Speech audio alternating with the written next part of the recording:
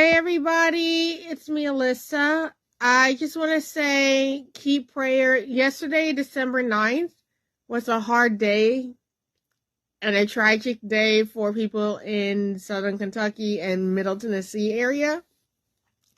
Please keep in mind, I'm posting this on Instagram for prayers of the victims in Clarksville, Tennessee that are injured, 23 people that are injured.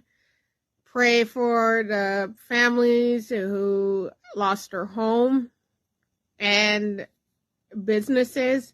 But also, when you watch this video, people all over the world, on my Instagram, TwineAlyssa90, please keep prayers. I need comments for people to pray for what happened for the tornado of 2023. December 9th. Thank you.